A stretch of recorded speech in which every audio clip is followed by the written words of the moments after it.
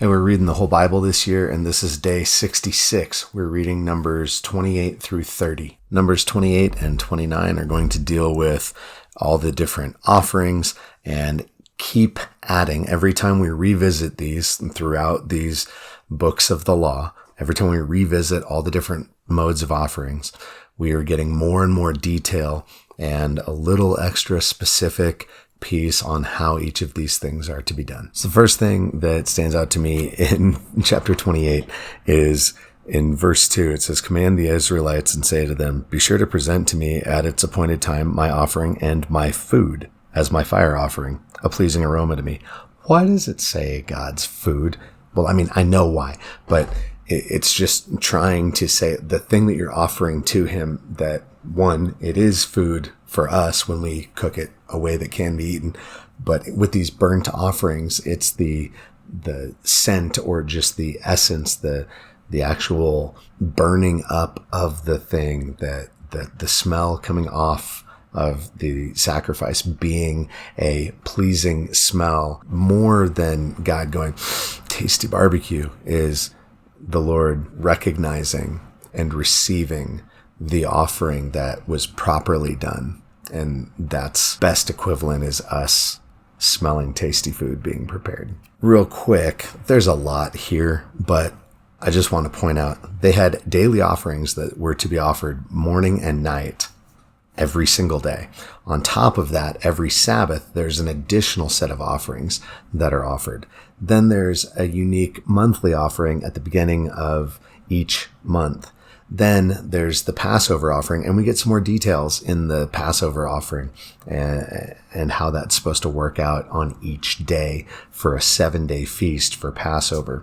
Then there's the Festival of Weeks, Festival of Trumpets, all of the various offerings for the Day of Atonement, and then the Festival of Shelters, which anybody else get a little bit of 12 Days of Christmas vibes in that as it goes through each of the days and the numbers shift here and there. And it's sort of all, I don't know, I kept waiting for, 5 golden rings. Chapter 30 gets into talking about vows. And a lot of the focus ends up being on what happens when a woman makes a vow and some of the regulations for how that operates, beginning with, or founded in, the idea that the man is the head of the household, the family line carries through him, and so there's some veto power involved there.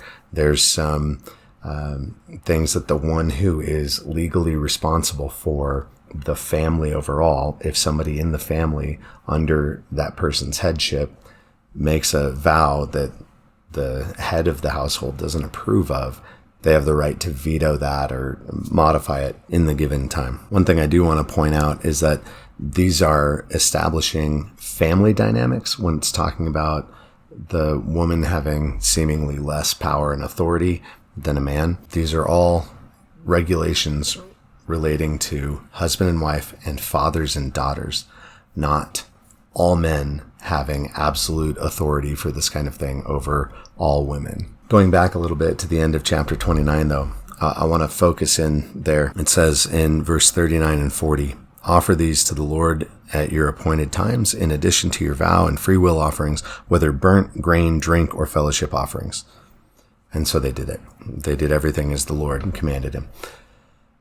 There are so many sacrifices involved in so many things, and we've read in previous chapters, and I just, as I'm reading of all of these things, the daily offerings of 2 lambs and then an extra 2 lambs on the Sabbath day and all the various ones on the Festival of Weeks. And I mean, it's every day it's 8 bulls, 2 rams, 14 male lambs, and slightly shifted up and down from there. But that's a lot of animals. And I can't help but read of all of these animals and remember the verse in Romans 6:23 that says the wages of sin is death. All of these sacrifices are necessary to pay for and atone for the sins of Israel and to purify or qualify them to approach and be in the presence of the Lord. Every one of these sacrifices is necessary because of the sins of humanity and the sins of Israel, the fall of man. And I think the wages of sin is death